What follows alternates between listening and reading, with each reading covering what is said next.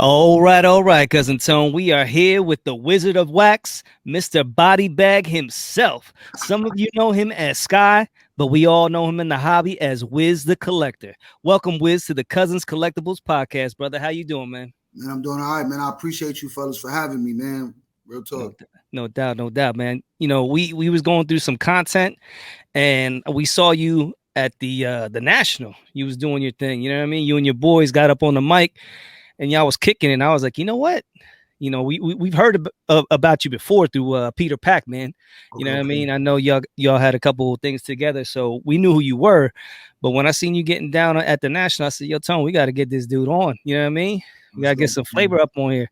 So, basically, let's get into it. So let's discuss the journey, man, that led you to where you are now. It's been a hell of a journey. And I like to do my research, and I was looking at your Instagram, and I saw a quote. Now, this is from way back before I think he was even doing cards, like 2014, So, and the quote goes like this: behind every successful person, there's a lot of unsuccessful years.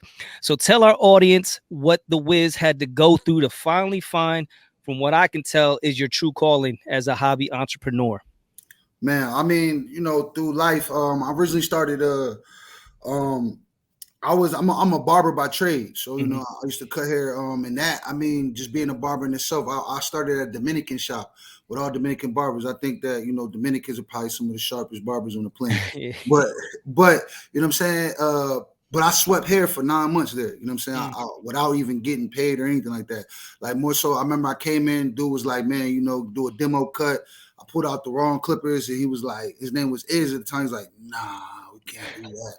You know what I'm saying? He was like, maybe, you come up here and you could sweep hair, you know what I'm saying? And you could learn the craft. I don't know if that's something you into. And like, for me, I was like 18 years old, and I was cutting on the side like my friends and stuff like that. And it was just like, that was like devastating, because I'm thinking like, this is my calling. This is what I'm supposed to be doing. But, through that, sweeping hair in a barbershop, it gives you a real humbling experience, especially you feel like, because, hindsight, I'm 33 now, hindsight, I wasn't a grown man, but I felt like a grown man. I'm like, man, I'm in here sweeping hair. Yeah. But it taught me a lot, and it helped me develop into the barber that I wanted to be, and then after that, I had moved back to Atlanta, and then from Atlanta, I was cutting, and then we got into phones. So me and a few of my friends, when I was like 23, 24, I opened my first business, which is called Atlanta Phone Exchange. And we were buying, selling, and trading, and also teaching people how to repair cell phones. So I did that for a large portion of my life, like stepping into the card game. I was actually doing like phones prior to that. So, and not to say like the phone market or the phone game, the industry got oversaturated, because like when we were doing it, it was like super brand new, and people didn't really know, what was going on. We were like the only kind of guys that were repairing phones, even trying to teach people how to fix their phones. We were the only people doing that. So, but I mean, it was like, that's one of those, I wouldn't call it like a failed venture, but that's one of those ventures that, get you into a space that, where when it came with cards or the hobby, it was like, man, I've already hustled, I already grind, I've already been in scenarios like this, but it's just way nicer people, like, we were dealing with a lot of cutthroat people, a lot of people like even buyers overseas and people that didn't really even care about you. They just more so cared about the production that you could bring to them. So it was just like, it was super high pace. So to do this, it's kind of like it's slower, but it is like the way that we do it is in a fashion that most people wouldn't do it, or most people, it just now birthed that, and not birthed because it's always been hobby hustlers, but to buy cards and be looking to sell or flip those cards at the same show or within the same 30, 45 minutes, I can probably say that that's unthought of by a lot of people until these recent times. I agree with that. I mean, like you said, it is a hustle, and the hobby's come a long way, and especially in these last 2 years. There's just been an infusion of new blood into the hobby, and people like yourself and cousin Tony and I, we're just coming in with fresh ideas. And you coming off that grind with the phones and everything, so you just taking the knowledge that you have, and you're like, man, we could do this. This is easy for me. I'm used to that hustle, so it just came like second nature. So that's kind of dope. I appreciate that, man. Nah, and then one thing I would say, like, because there's a lot of wealthy people in this space. So, what I always tell my homies and the people that I'm around, like, we might not have the money that they have, but what we can do is be the first people there and the last people to leave. Right. That's something that we can control and that we need to do. When you do something, man, stay focused and continue to do it and continue to chop at it. And like I said, punctuality, being there and being on time is things that you can control. And people who are already well to do, those things might not be the things that are on their mind, so you could beat them to the punch and just succeed in that fashion. I mean, I gotta say, you beat me to the punch today. You know what I mean?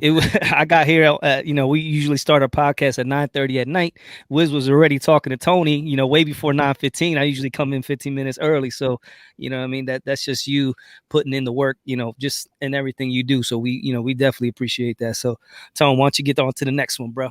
Yes, sir. We're going to have to start finding you, yo. If you're 15 minutes early, you're late.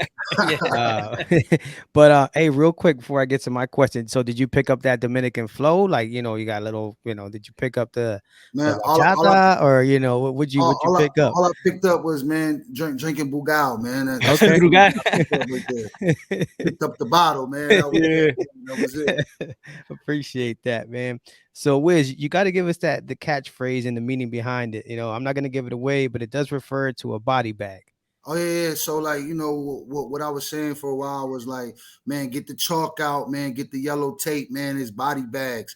Like, so like my first Dallas or even Dallas after that, I felt like some of the deals that I was getting was like super unbelievable, and the money that you could possibly make within that time frame was crazy. And then I would just tell people, man, like, man, get the chalk. Like when I do something crazy, I just be like, man, get the chalk, get it out, line it up, man.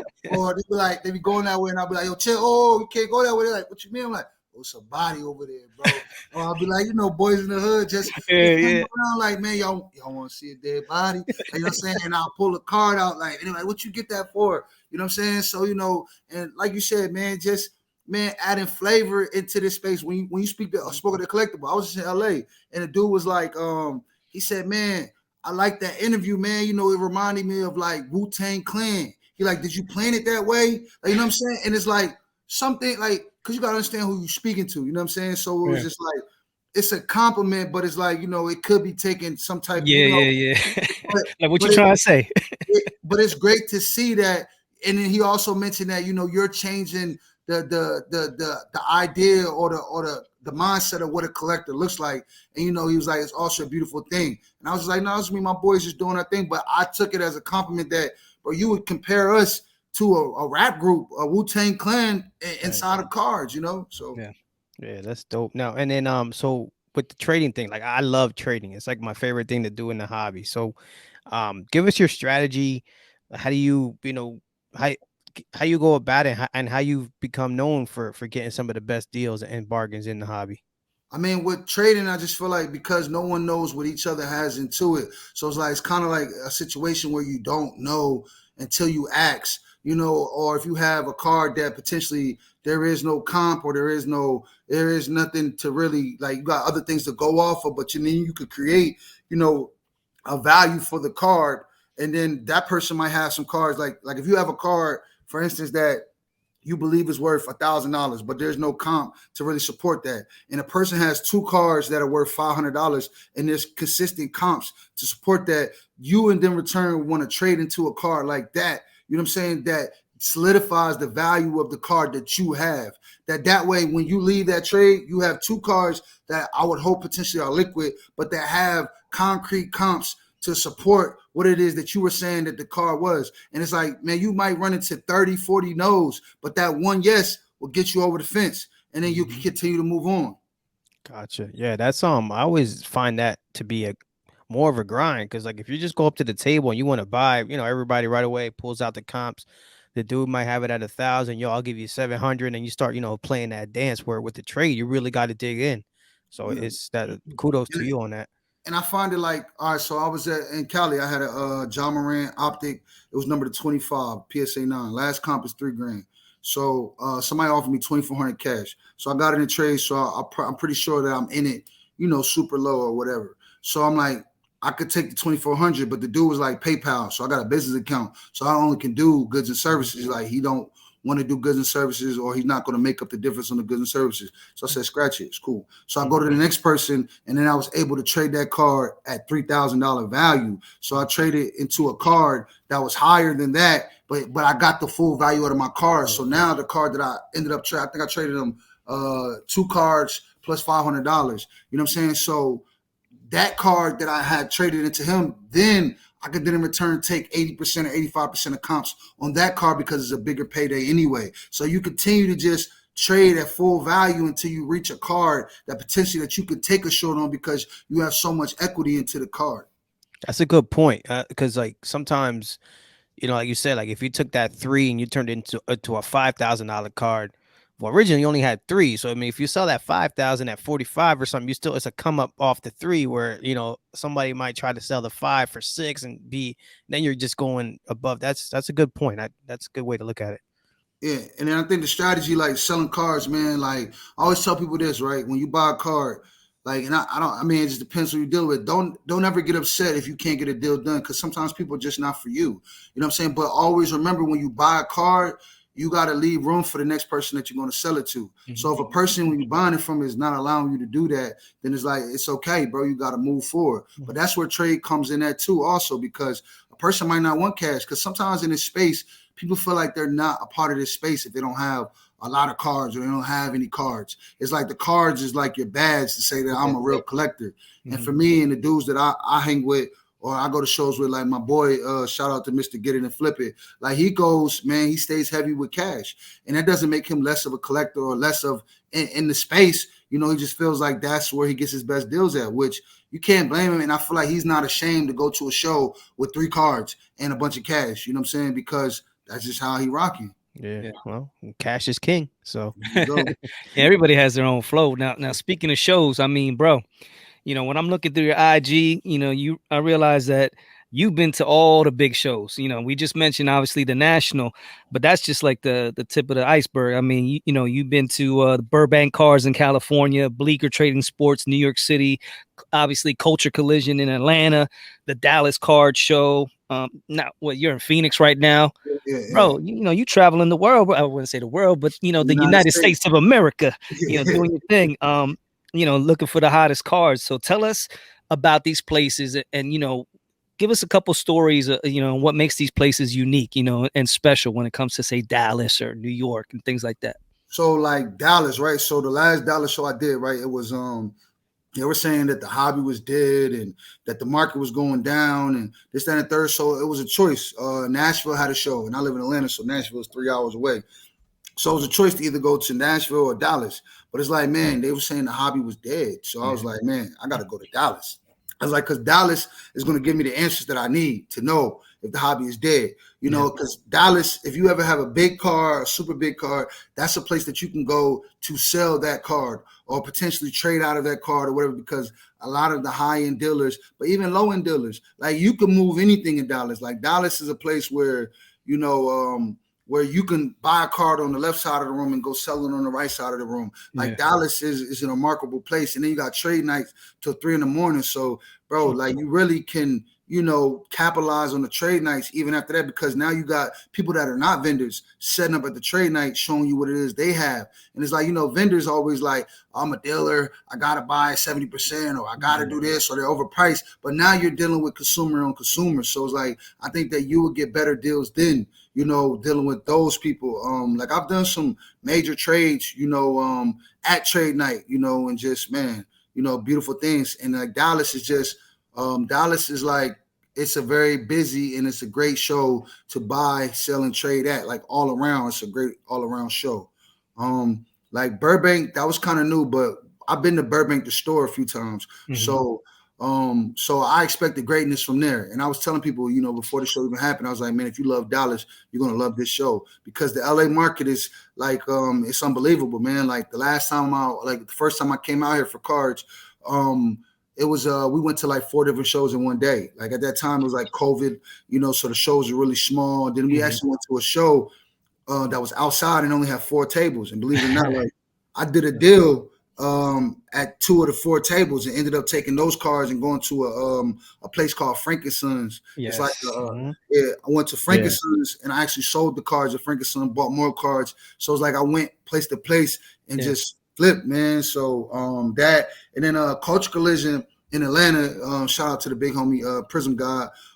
His show is it's dope because it's different. It's giving you a different flavor, man. You got a DJ, you got a basketball game going on, man. You get a little bit of that Atlanta flavor, man. Just something a little bit different, and also you get sneakers, comics, and the sneakers is a big part, just seeing sneakers and being involved in the sneaker culture, is super dope, to involve those two with each other because sneakers and cards to me are like distant cousins. You know what I'm saying? Like, they might not know they're related, but they are related because most people that do cards, I don't say most, but a lot of people that do cards, they got shoes to match. You know what I'm saying? And they're collectors of the Kobe Mambas that just came out or, whatever, So I think that those two tie to each other. Then let me see.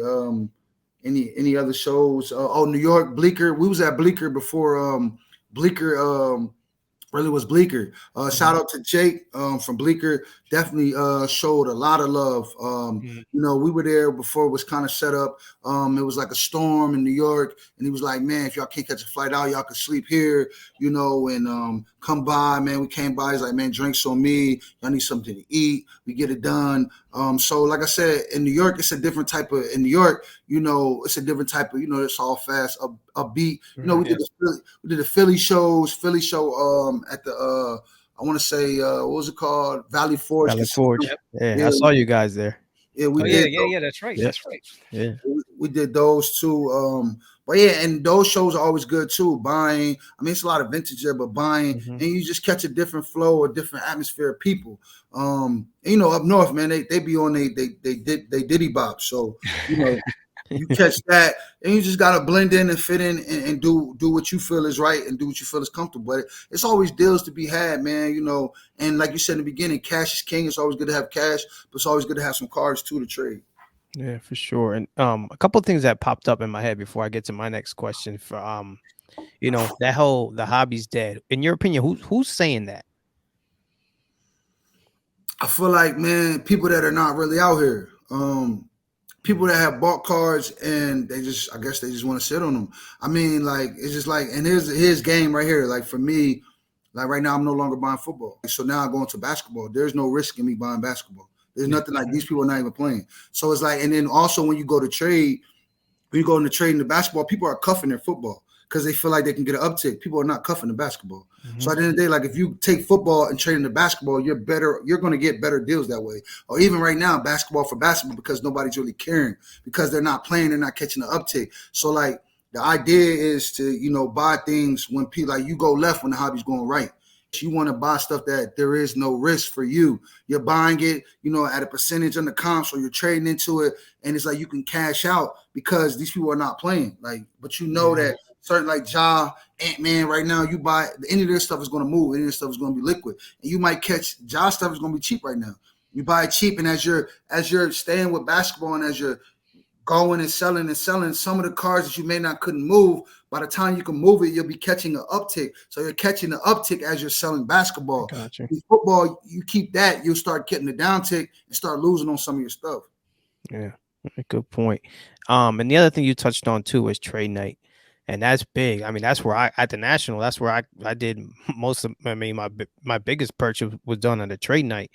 Do you think dealers are gonna start hating on that because it's like it's not the people aren't incurring the cost to set up and things like that. So I'm wondering if how the dealer influence is going to lean on the trade night, because those things are blowing up, man.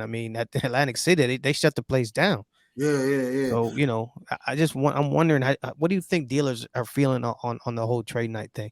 I mean, my thing is with trade night, man. You know, the dealers are more than welcome to come too and set up a game. But True it's that. like, True. who wants to do those long hours? That's why I said, like, for us and the people that we rocking with, we Mhm. want to do those long hours. I want to put those hours in, bro. Like, bro, when I was in California, I slept for 9 hours total in 3 days, like 9 hours.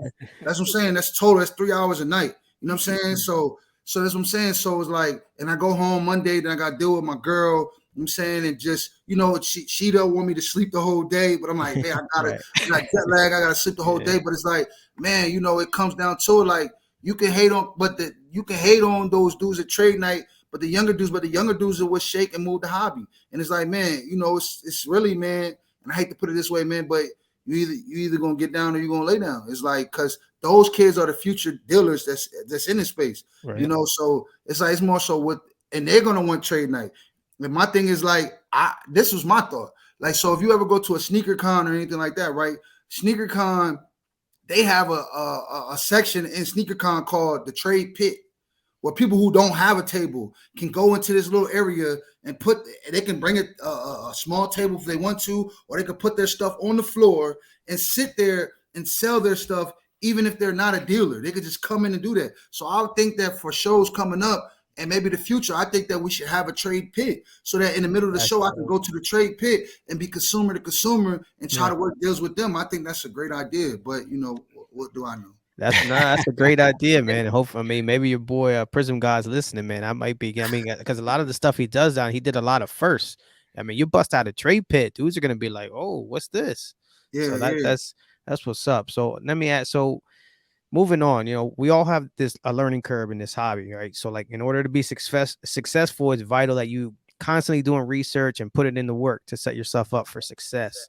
And mentors, they're a huge part of that. So talk about some people in the hobby that who you would consider mentors and some of the wisdom they've shared with you along the way.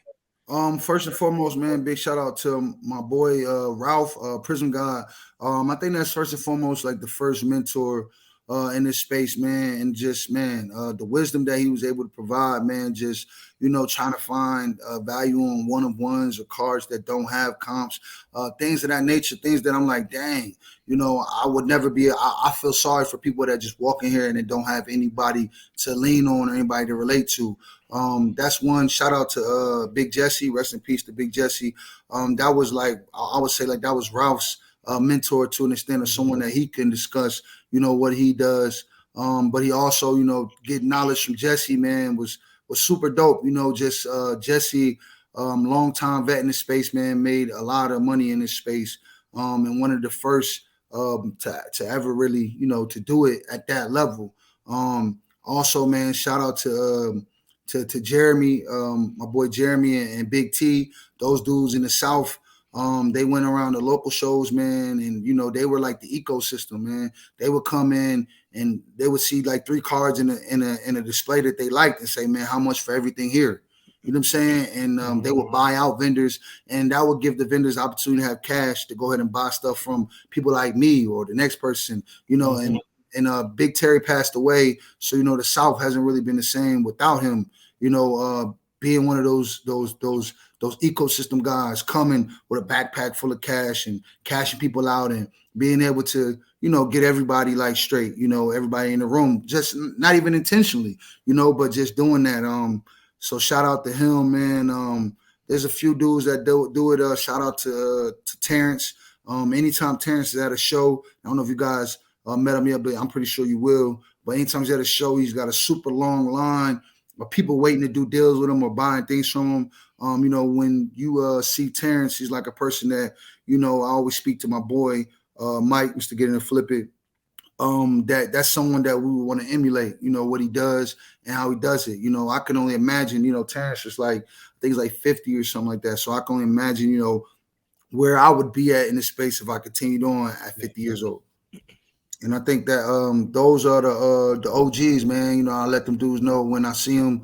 I give them their flowers. Oh yeah, and Anthony Devine, Tony Devine, he's one of the goats in this space too. And I let the dudes know, that they were one of the first, or the goats in this space that I look up to, or that I appreciate their wisdom. Shout out to Kobe Collector, Mark. He's another one, that I appreciate, what it is they bring to the space and the knowledge that they're giving me, and they watch me grow from, this small to, being just a little bit bigger. You feel me? So So, like piggybacking off of that, was like there's a famous line from Spider-Man that we all know: "With great power comes great responsibility." So we see in a lot of your content, you've become the mentor now. Gotten that wisdom from all these other people, and now you're taking it upon yourself to give that acquired knowledge back to the hobby community. So talk about being a role model to say kids in this space and why it's so important to share your knowledge and experiences with them. Because the kids are the future of this space, and my thing is like, I'm not one of those people that's going to withhold knowledge from anybody, even if it's a grown man or whatever, because it's like, bro, you still got to outwork me. You got to work harder than me. And I don't believe that, a person is going to do that. And if he does, kudos to him, but it's more than enough for everybody in this space to make money. And with great responsibility, like I tell people all the time, like when I first got into this space, I knew that it wasn't people that looked like me that did this, all the time, but I didn't know how much that would mean to people, seeing me do this or seeing, me going to show and, thriving in a space that people felt like maybe they couldn't thrive in, so, like you said, with great power comes great responsibility. So it's just like, I want to show kids all over the planet, man, whether it be, little Tyreeks or whether it be like little Jose's, you know what I'm saying? I want to show them all across the planet that, that this is for everybody. It's not just for, individuals, and that it's a space where you can make it, whether you want to make money or whether you just want to collect the cards that you love, and I just, I feel like my responsibility always, whether I see a kid, whether it's my kid or anything like that, is to, give them a positive role model or a positive something to look up to, or, or information that they could use, man. I'm always trying to get back. That's what's up, man. So, all right, let's talk about that fire you've acquired though these last couple of years. You know what I mean? Like, in honor of RPS, what do you collect? What's your PC, and what are some of those grails that you're on the hunt for? Okay. Always. Tom Brady, Bowman Chromes. Like, so it's like the PC, like, my PC is more so pop century, things of that nature, like, autos, like hard to find autos. Like, I just picked up a Kevin Hart auto, you know what I'm saying? Because, I'm from that area around there. So, big ups to that. Even the Ice Cube auto, it was an auto. It wasn't like Pat Port auto. It was, the card was signed. But even then, for the PC, that's cool. Recently, like I did the big boy, I got the big boy auto with the patch. Just living in Atlanta, and that's something that you gotta have for me, and that's how I wanted to highlight, because I feel like, to me, that's what will get other people in this space, is like showing them other things that necessarily, like, because they might not relate to sports, but they can relate to pop culture, or their favorite rapper, or, you know what I'm saying, and having a piece of that, an auto or a low number card, and just like, dang, that's dope, man, that he has that card. Or that's, even a Satchel Paige. I got a Satchel Paige auto, and just the story of Satchel Paige in itself, the first black pitcher in the MLB ever. Like, his story in itself is like the story of Sasquatch. It's just like unbelievable when someone tells it to you. It's like, man, this dude did this, he did that, he played all year round, and like, he was one of the first people that didn't get bullied by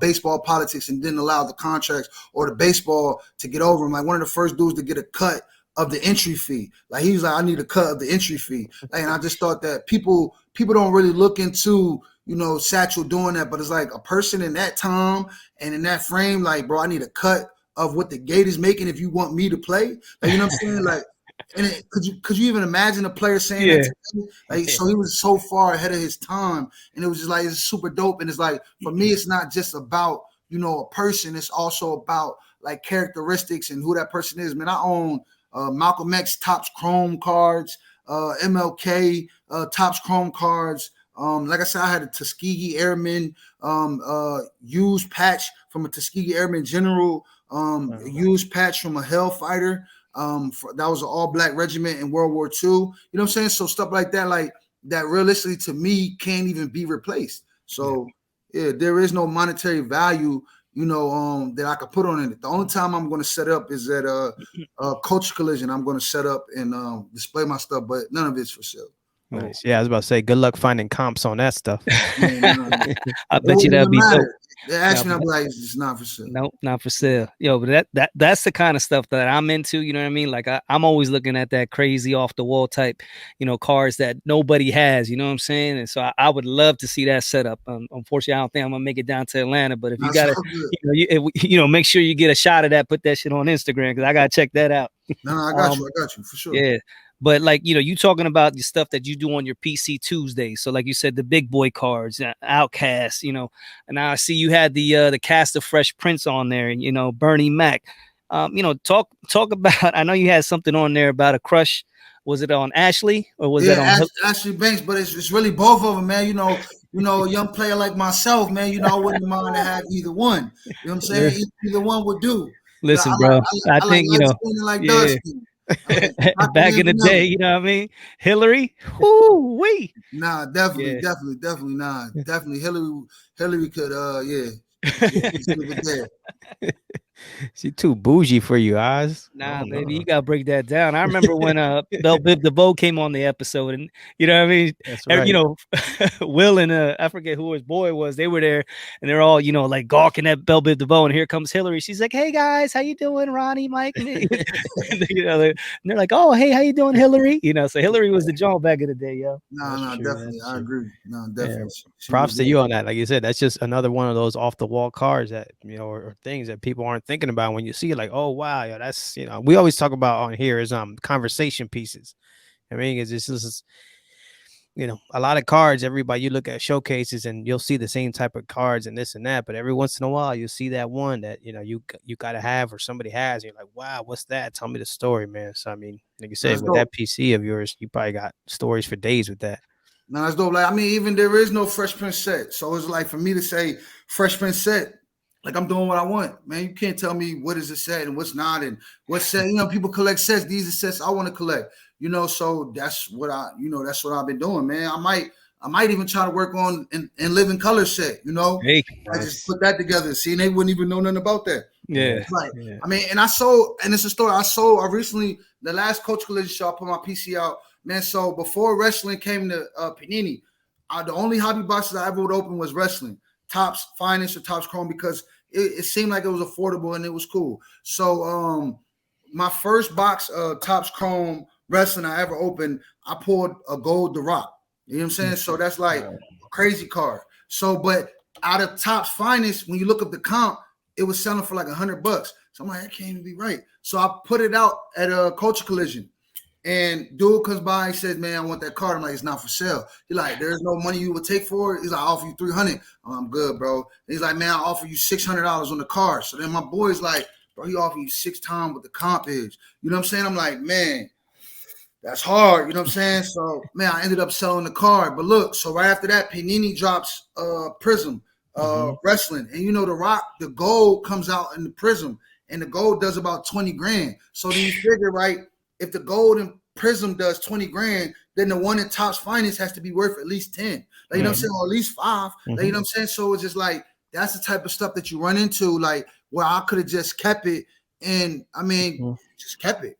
So that's why I'm more so on my stuff like right now too. Like, well, I just rather keep it, man. Like I paid so cheap for this stuff, or the stuff like, I put it in my budget when I go to shows that I'm going to buy these things. And then people always find stuff for me too. Like, yo, Wiz, I got this for you. Or my boys be in the show. Like, bro, do you got the Carlton Auto yet? You know what I'm saying? I'm like, yeah, I got it. So it's super dope, man. Everybody's on the lookout, for the PC Tuesday. And I didn't know that it was going to be, that people were going to like that, man. So, I always like, cause people like, people are like content creators or they create content like, but like I tell you all the time, like I never really, I mean, I wish I would, sit down and think about creating some type of content, but it's like, I don't know. I think that, what makes me different than everybody else is that, people can recognize that the realness in what it is that I'm doing, that I'm not really here to go on Instagram and get you guys to like me or whatever. It's like, man, I don't, I have no ties to anybody. I'm not trying to. I mean, one day maybe to do something bigger or whatever, but I always been, my own self, man. My own man. Yeah, Yeah. you don't have to manufacture it. You know what I mean? Whatever you do, whatever you're putting on there, it's just real. It's you. You know what I mean? That's your PC. That's what you love. That's what you enjoy.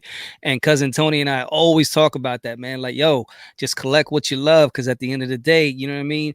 Even if these things go down to zero, you still love that merchandise that you got, that memorabilia or them cars or those autos. So you could, proudly display that, go on IG, and Yeah, you can see that that's coming from the heart. And yeah. that's when people get engaged, man. No, real. Cause I mean, you say that like, cause any of those cards that I hold on my PC, like I don't even check comps on those cards. Like Right. if it seemed like a fair price to me, I'll pay it. Some stuff I might have overpaid on, but it just doesn't matter. And like you said, if it ever all came down to zero, I'll probably be the last person to know. Somebody be like, man, that card's worth $1, and I'll be like, dang, I didn't even know. That's cool though. You don't gotta buy it. I'd rather keep it anyway. That's priceless to me. I don't know what you talk about. Yeah. So I'm cool with that. If it all went down to zero as far as my PC, I'm cool with that. The other stuff, we run through it, come back to it. And then like I feel like a grill card, my grill card in the beginning of the space was a LeBron James Topps Chrome. That was my grill card. Like, and I remember the day that I was able to buy it was in Dallas.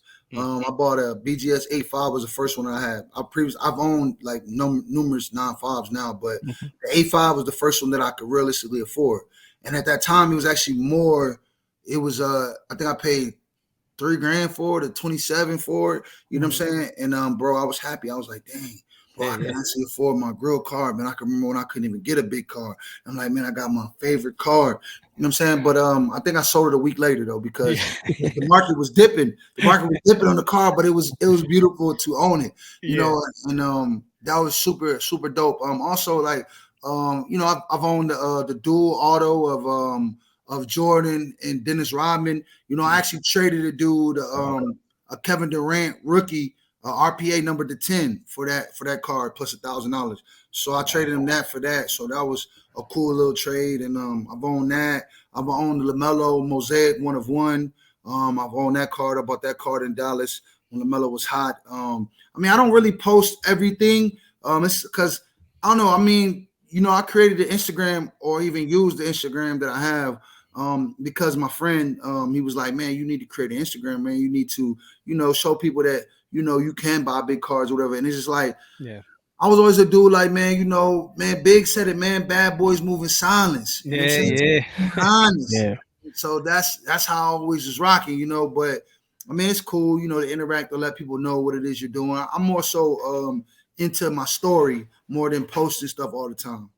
Yeah. And and you don't have to show anything, but the community on there is cool. You start meeting people. That's how we found you. So I get that. Like, and sometimes people feel some type of way. Like, I don't really want to show all my stuff because, for whatever reason, don't, there's a lot of factors that go into that. But, but just the community of IG, man, most of the people on there are dope. So it's just nice to see, stories like yours. So let me ask you, man. So the hobby has changed a lot in the 2 years you've been in it. So talk about the analogy of hobby years to dog years, and with that being said, how can somebody navigate these rough waters as of late? So shout out to my boy Kobe Collector Mark, man. So like what we say is that the hobby, grows in dog years. So a year in real life is like 7 years in this space. And I say that because, it's a lot going on. It's a lot to learn, a lot to do. So it's like you can get lost in the sauce, you know what I'm saying? So it's like, and to navigate through this, man, you got to stay diligent, stay studying. Like, and whether studying is always looking at the comps or always looking at cards, even if you can't afford them, just know that market. My boy came to me and he was like, man, I'm trying to buy this Joe Burrow Contenders championship ticket. And I think that those are like super low number. And he's like, the dude is asking for Wazay Wu. And I'm like, man, I'm like, nah, that don't sound right because, his Contenders rookie tickets, the base went from 3,000 to 2,000. So I'm like, that card can't be that high anymore because the bottom of his market is falling. So that card has to be falling too, and it made sense. But I never studied that card in my life because that's not a card that for me that I'm in the market to buy because it's so expensive, but just knowing the lower end of the market, I was able to tell him like, no, that's too high, so I just feel like, man, if you constantly study and stay involved and, look for stuff, man, plan for the future. And it's like, yeah, it might be scary now, but I also feel like, man, in this space, man, the people that were in this space before COVID or before the COVID boom, they had cars that potentially were worth like $5,000 at that time. And those same cars are maybe like 15, 20, 30 grand. So it's like, if you can navigate yourself through this space, one day you'll be one of those guys where you owned the car and the car was only worth 3-4 grand. And now it's some type of boom where the car is worth 10 to 15 grand. Like, I have a car right now that I own. It's in a PWCC Volt, but I own the Wayne Wade Topps Chrome X Factor, which is his best rookie card. And right now I think they're doing like 3 grand, and I wouldn't, but at one point in time in the COVID boom, those same cars are doing like 15 to 20K. Like, you know what I'm saying? So it's like, I wouldn't sell it because potentially it's undervalued. So I just need to hold on to it until it gets back there, and then I'll move it then, but that's type of things that you look for. So then through this turmoil, I'll come out of this with a card that's potentially worth 20 grand if I just chill and wait on it, But that's also having good mentors and people around me to be like, man, don't sell that car yet. The rock that I sold, my mentor said, man, don't sell that car. He's like, I don't care what anybody if you don't sell that. But I'm like, man, 6 times over comps, give me the money. But I regret it. But that's what I said, though. You got to have good people around you. And also, man, listen to your gut. If your gut's telling you don't do it, don't do it. And, man, it's human nature, man. We think we need money, but we're always going to make it. That's what we do. We make it in situations where, we feel like it's impossible. But as human beings, we always make the impossible possible. So don't ever think that you need the money or you can't make it without this deal, because it'll be another deal and you'll be just fine. I always tell people, man, like, even before I traveled or, did this, because I've always been traveling, but before I stepped into this, man, you got to analyze your worst case scenario. And if your worst case scenario is not that bad of a thing, then maybe you should go after the dreams that you have. I read a book called 4-Hour Workweek by Timothy Ferriss. And, he brought that up. You need to analyze what your worst case scenario. If your worst, and not saying yours, but if your worst case scenario is, you're going to lose your house. You're going to lose your apartment and you'll be back on your mother's couch. And let's say you don't have any kids or anything like that. Is your worst case scenario as bad as a person who, if they lose everything, they'll be homeless under a bridge at some type of food line? Like, if you have so it's like, if your worst case scenario is sleeping on your mother's couch, still eating good, whatever, then maybe you should go chase your dreams. Preach, brother, preach. And so before I turn it over, that's dope, bro. In and out. You kind of touched on it a little bit. Just, how do you work the dip to be successful in the future? Man, people they have shirts and they say, man, buy the dip. But it's like this, though. It's like, man, if there's a card that you feel like is going out, like going down, and you can't get cash for it. Bro, I owned the Joe Burrow's contender ticket when it was 3 grand. Right now they're doing 21 or 22.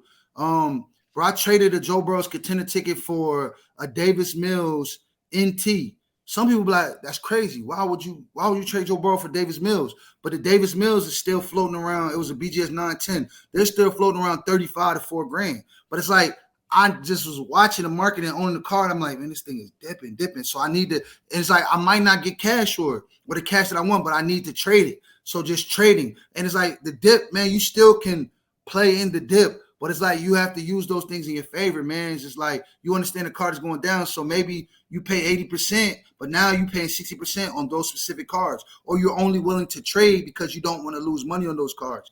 But you continue to buy the dip, but you continue to sell. And eventually, as you're selling those cards, you continue to sell them, but eventually you'll start getting the uptick on that card too. So don't be afraid of those cards. Just buy them and come in and out of them, So you'll eventually catch the uptick, and now you'll continue to buy them, and you might not be selling them now because they're on the uptick. And then people know you for buying those cards, so they're going to bring them to you. Wow, dude, as a collector, this is like a whole nother world to me. And this is like, bro, that's a process, man. That's a process. But it's not. It's not easy, But it's just, man, you gotta have the mindset, man. And my thing is like, because I do have a friend.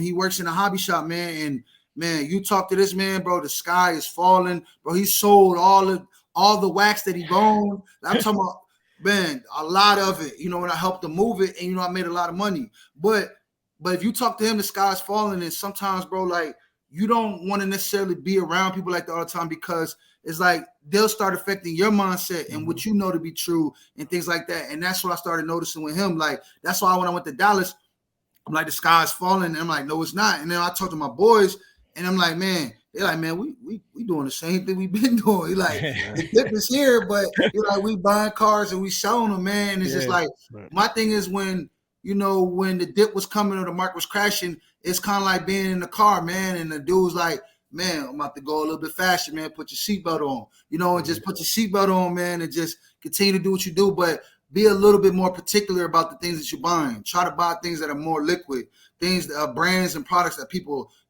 love, that stand like that are stamped and approved, in this space.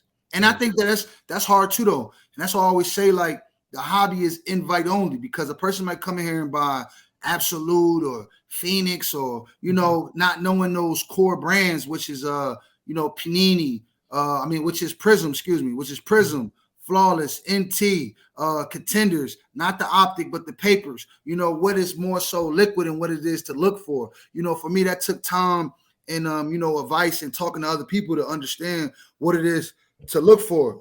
Because a person comes in, they're not rich, they don't really have a lot of money to spend on different product, to just be going back and forth and like, oh, that's not a good product. So that's why I say the hobby is invite only, because you got to know somebody to know what it is to do or how to maneuver. And a lot of people are not willing to share that information with people they don't really know. And like I said, luckily for me, I had a core group of people that I could speak with to, get an understanding of what's going on.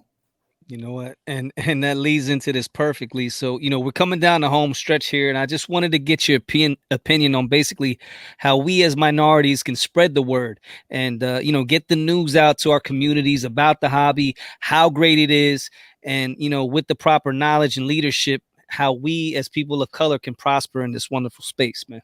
Man, I think that what we can do, as minorities in the space, I think that we got to reach out to the youth, man, and let the youth understand that, this is an investment. It is what's the word I'm looking for? It is it's a different type of investment that you can also invest in and make money. It's similar to stocks, alternative investment. It's similar to stocks, and things like that. And I mean, get them involved with, as far as the wax and just seeing what the monetary value is on these cars, and to respect it.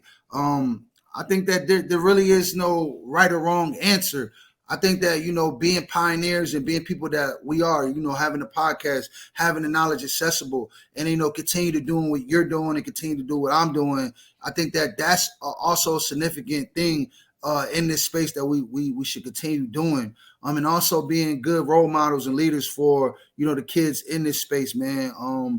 And I don't really, I don't have a clear answer on that. Like, as far as, do this and do that. I would love to see more people that look like me in this space, and more people that look like you in this space, but it's like, I think that, what I wanted to do, and I think that what everybody should do, is that we should, at these trade nights or at these, different events, man, we should hold an educational portion at these spaces, where people could come in and learn what these tier brands are and what the brands is that, maybe they should be chasing, and what it is, if they're going to open wax, what they should be opening up, and not necessarily telling people what to buy, but just telling them, if you like a player, man, this is the product that you should go after, because this holds the value or this holds the weight. And that's just not for, us, but it's for newbies also. But a lot of us will be newbies too. But I think that what we're missing in the space is education, and there's nobody that wants to really educate, because who wants to take time away from making all this glamorous money to educate people for free,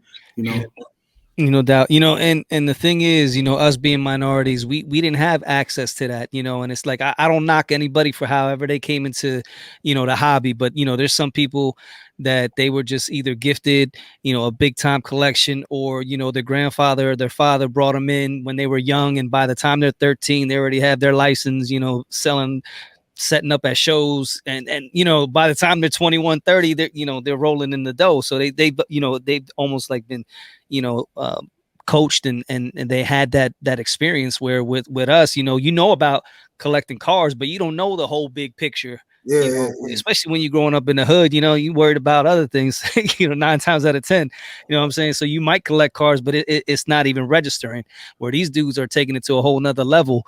And it's just an inequality that, you know, like you said, with if we can get that education going, and it's just a matter of just, you know, like anything in life, once you got that knowledge is power, and you know Nah, you can definitely. do with it what you want. But you know what I mean, it's that first part is just getting that knowledge out there to the people that want it. I think that I was on Peter Patman's podcast, and well in there I was telling him that, when I was a kid, we used to collect Pokemon. And then, like, when we got to our birthright, when we felt like we were too old for these cards, or we got, we was in the chicks, or doing different things, getting in trouble in the space or the neighborhood, we would go to the top of the building, to the highest floor we can get to, and we go in the balcony, man, and we would just throw all our cars over the banister. And it'd be little kids down there, because they'd be like, "Oh man, yo, Sky, Wiz about to go to the top and throw his cars off," and that was our way to give them to the younger kids that wanted them. So we like, man, we too old for this stuff, and we throw them over there, and the cars be flying in the air. They were like, "Oh man, like, you feel me?" So, but what I was telling Pac-Man was that I wish that I had, an OG or somebody to be like, "Man, you need to hold on to those, man. Put them in the book, forget Yes. about them, and one day they'll be worth more money." It's just we didn't know, or I didn't know, Yeah. like, and even before I got into this car space, I didn't know that it exists. When I talk to people and tell them I do cars full time, they're like, "What?" They're like, "Man, I had it when I was a kid." They don't understand that this is a billion dollar industry, and I didn't understand that, and that's why I said, like, the hobby is invite only. And it's like right now, the door is open, the windows open, and everybody crawling in. You know what I'm saying? So it's like, and I feel like, it's certain people that don't appreciate that, or they try to use words like flipper, what I'm saying, to separate you from them, what I'm saying. But anybody that sets up at a show is a flipper, what I'm saying, or whatever, what I'm saying. And like I said, I prefer the term short-term investor. I mean, Yeah. it just sounds nice when it rolls off my tongue. But but either or though, but I feel like, man, when you need spaces, man, people are always going to try to find a way to separate themselves from you, or separate the top from the bottom, and like, you deal with all different type of stuff in the space, man.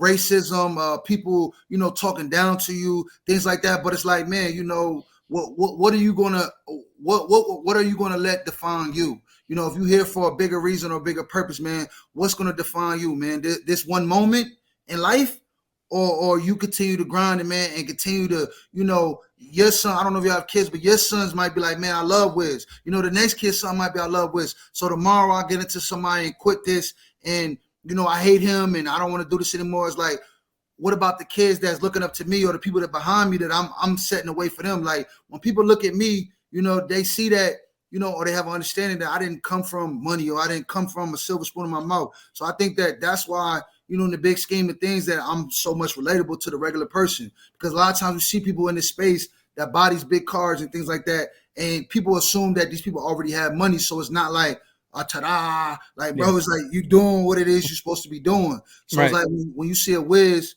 I'm saying, even shout out to my boy, Mr. Getting to Flip It. I know, he started from the bottom too. So when you see people like that, that, it's relatable. Like, I could be that dude. You know what I'm saying? If I do what he does or move like he does, I could be that dude. But so many other people, it just feels like you can't be those guys, because it's like, bro, you already was rich. So Right. it's like, yeah, Like, it's easy to come up in here. You got 50K to, make that shit happen. But, like you said, when you have no idea, number one, and number two, you ain't got the money, you come into this space, you see all this going on. It's like, all right, where do I start? How do I get this knowledge? And you just got to build on it, and you got to hustle. You got to hustle, and you got to put in the work. And if you do that, what I mean, you will be successful. And that's what's beautiful about this hobby in this space. What I mean? And there's people out there that will share the knowledge with you, but for the most part, you got to go and get it. And it's out there.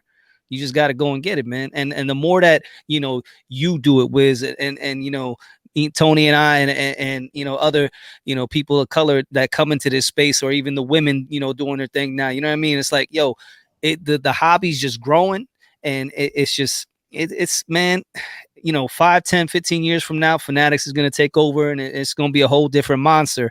But the fact, I'm not going to call ourselves pioneers, but we're laying the groundwork for where these people are going to come in, and they're going to see, damn, Wiz could do that, or Oz and Tony can do it. Why can't we do it? And why can't we yeah. do it better? You know what I'm Yeah. saying?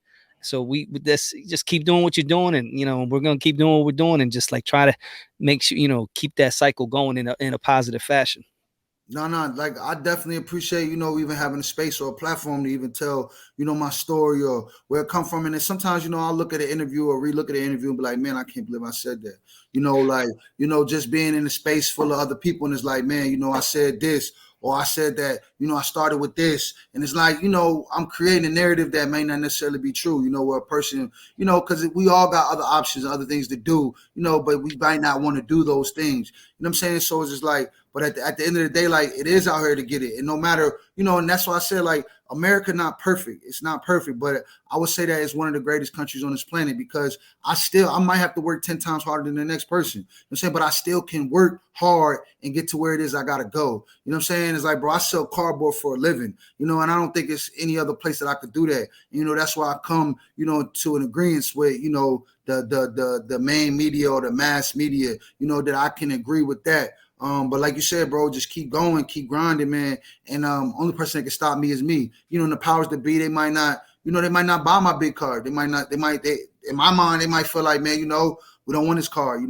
We're tired of watching dude come up. So in my mind, I'm like, all right, well, shit, I'll trade down then. I'll go find somebody that wants this card and I'll trade for a bunch of, $100 cards and move those cards. You know what I'm saying? It's just, or I could go home and say, man, the hobby hates me. They won't buy my big card. And you know what I'm saying? Or, we got to go to plan B. And plan B don't work. We go to C, D, E, F, G. Always try to get to Z, bro. And that's, that's how we rocking, bro. Like, man, we want to get to a space where we can't be stopped. And so I don't be like, man, I'm not him or I'm not this dude. If I was this dude, I would have a buyer for this card. I would have that. When I first, came into space, it was like that, where I felt like, this, that, and third. But once I got over it, and I'm like, man, nobody can stop me but me. Like, yeah.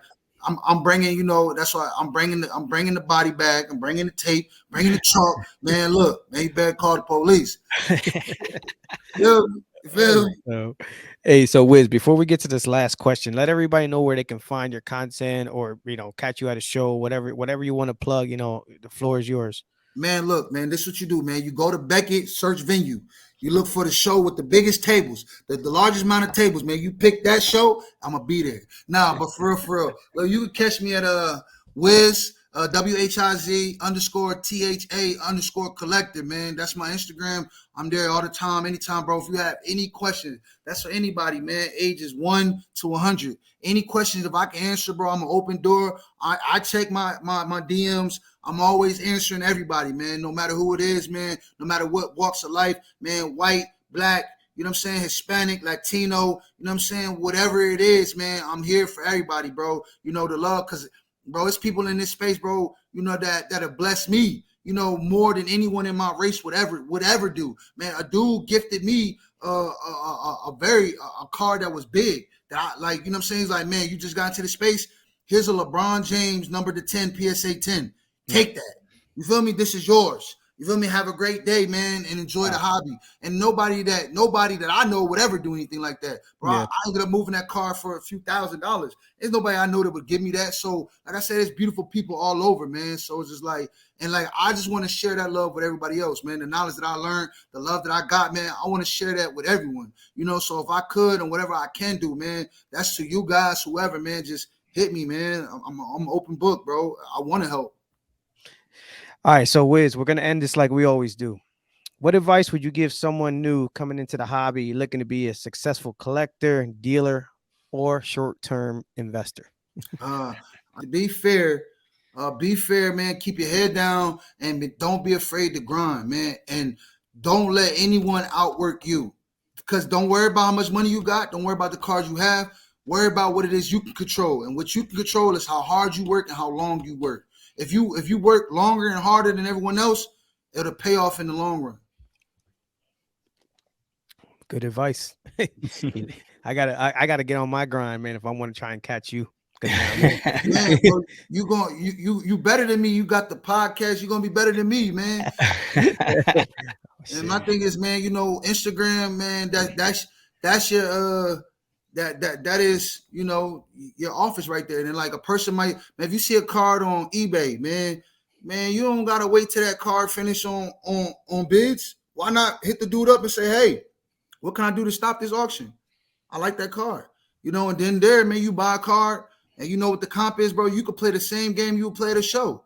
Try to give him a small, less than the comp. He might need the money today and don't want to wait 5 days for the bid to close. So you got to be creative, man, and man, don't take no for an answer. And that's what I want to touch on. I'm sorry, but a lot of these people in this space, like I said, man, we've all been, and that's why I relate to the space because we all in this space have been ostracized. Whether you went to school and people called you a nerd, or whether you did this or whatever, we all know what it feels like to be rejected by the society. So this space created a subgenre space for people that have been rejected from, regular society to a degree. So it's like some people in this space, they're scared of rejection or they're scared of no, but never be afraid of no, man. You'll get 20, 30, 100 no's, but all you need is that one yes. And I know you heard that before. Mm-hmm. Yes, sir.